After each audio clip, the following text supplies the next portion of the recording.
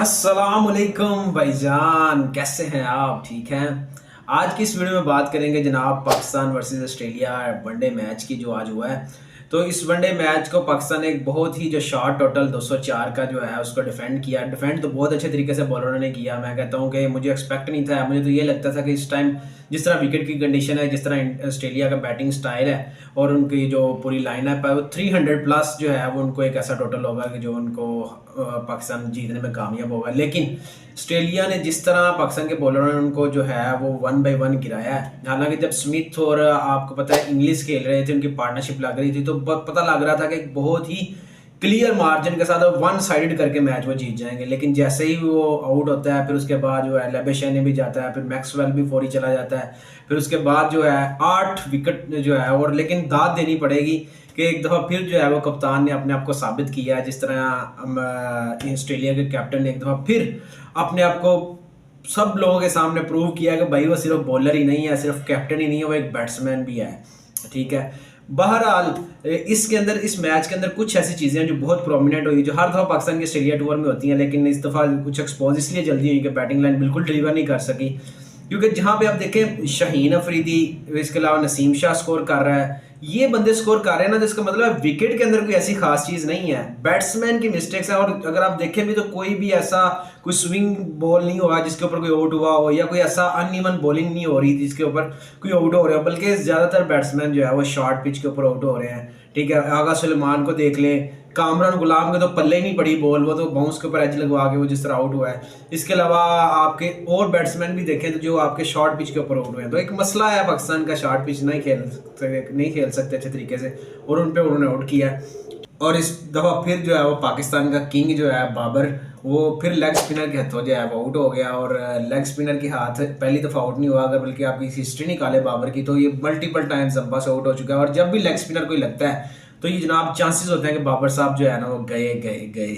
हाल देखते हैं जी मजीद कितनी दफ़ा बाबर साहब आउट होते हैं इससे बाहर। इसके अलावा पाकिस्तान की अगर बॉलिंग साइड से देखें तो नसीम ने जो है वो बैटिंग में भी एक्स्ट्राऑर्डिनरी किया, बॉलिंग भी ठीक रही, लेकिन बैटिंग में हारिस रऊफ ने बहुत एक्स्ट्राऑर्डिनरी बॉलिंग की। हारिस रऊफ के बारे में मैं कहता हूँ कि वो बंदा ऐसा है कि जो अपनी पेस के साथ किसी भी टीम को किसी भी फॉर्मेट में और किसी भी पॉइंट पे जाकर बहुत बुरे तरीके से परेशान कर सकता है। भाईजान का मसला ये है कि जब तक आप कोई टीम का मेंबर, कोई बॉलर या कोई कैप्टन इससे अपने गाइडेंस के अंदर इसे बॉलिंग करवाता रहेगा तो बड़ी अच्छी बॉलिंग करते रहेंगे।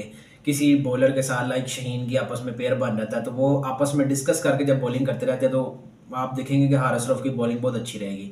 लेकिन जैसे ही वो अपने एक मोड में आते हैं तो एक गंदे बॉल फेंकना शुरू करते हैं जिसपे वो खुद स्कोर देना शुरू कर दें, तो उसके ऊपर फिर वो स्कोर खाते हैं। अदरवाइज हारिस जो है वो नो डाउट एक बहुत अच्छा फील्डर भी है, बॉलर भी है। लेकिन इसके अलावा मुझे एक चीज़ की समझ नहीं लगी कि जब पैट कमिन और एबर्ट खेल रहे थे, जब उनकी पार्टनरशिप थोड़ी सी लगी, ठीक है, तो उसमें जो सब बंदे जो है वो शॉर्ट पिच कर रहे थे, और शॉर्ट पिच करते करते इतनी वाइड की एक्स्ट्रा दिया, किसी बंदे ने ट्राई नहीं किया कि यार आगे से भी बोल्ड किया जा सकता है या आगे से भी आउट किया जा सकता है, इसको पैड आउट किया जा सकता है, कोई यॉर्कर किया जा सकता है। यॉर्कर तो नजर ही नहीं आया पूरे मैच के दौरान इस तरह। ठीक है। इवन का शाहीन ने भी वो मेरे ख्याल एक ही यॉर्कर किया, उसके बाद उसने यॉर्कर नहीं किया। जैसे ही इवन के एबर्ट रन आउट होता है उसके बाद जो आगे से मिचेल स्टार्क आता है उसको भी किसी ने आगे बॉलिंग नहीं की, शॉर्ट पिच करते रहे सारे के सारे, और शॉर्ट पिच करने के चक्कर में 2-2 वाइटें करते रहे, 3-3 वाइटें करते रहे। ठीक है। तो ये चीज़ जो है, इस चीज़ को मेरे ख्याल में ये पाकिस्तान का जो है वो इस फॉल्ट रहा है, जिसकी वजह से पाकिस्तान ने जो है वो स्कोर ज़्यादा दिया है। बाकी पैट कमिंस को क्रेडिट जाता है, बहुत प्रेशर के अंदर मैं कहता हूँ एक मैच विनिंग इनिंग खेली है उसने। उस बंदे ने, हालांकि वो बॉलर है, लेकिन जिस तरह उसने बैटिंग की तहम्मुल के साथ, कॉन्फिडेंस के साथ, और मैच को फिनिश करके गया, तो जैसे ही उसके रडार पे बॉल आती थी आप देखें वो उसको हिट करता था, और जैसे ही रडार से बाहर आती थी वो उसको डक करता था या उसको लेफ्ट करता था। तो बड़ी समझदारी वाली बैटिंग थी, एक टेल एंडर की जितनी समझदारी वाली बैटिंग होनी चाहिए। तो इसकी वजह से पैट कमिंस की इस परफॉर्मेंस की वजह से जो है ऑस्ट्रेलिया जीता है। बहरहाल ओवरऑल एक अच्छा मुकाबला देखने को मिला, लेकिन पाकिस्तान बैटिंग लाइन को मजीद देखना पड़ेगा कि कितनी दफ़ा ये फ्लॉप होती है इस टूर्नामेंट के अंदर।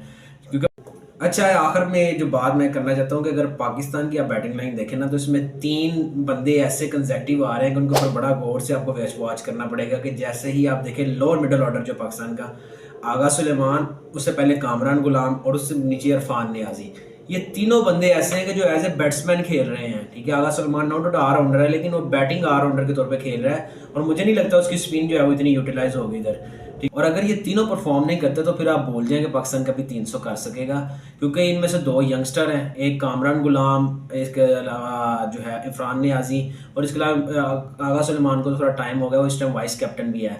तो इन दोनों बंदों का परफॉर्म करना बहुत ज़रूरी है अपने करियर के लिए भी, टीम के परफॉर्मेंस के लिए भी, क्योंकि ये एक पाकिस्तान के अंदर न्यू किस्म का एडिशन है जो इससे पहले नज़र नहीं आता था, लेकिन अब ये है। लेकिन चूंकि लोअर मिडल ऑर्डर में तो हिडन है, लेकिन मैं इसको हिडन नहीं रहने देना चाहता, कि ये तीनों बंदे जो है वो आपकी वॉच लिस्ट के अंदर होंगे, कि अगर तीनों बंदे बैटिंग करेंगे, इनमें से कोई बंदा प्रॉपर इनिंग खेलेगा तो पाकिस्तान अच्छा स्कोर करेगा।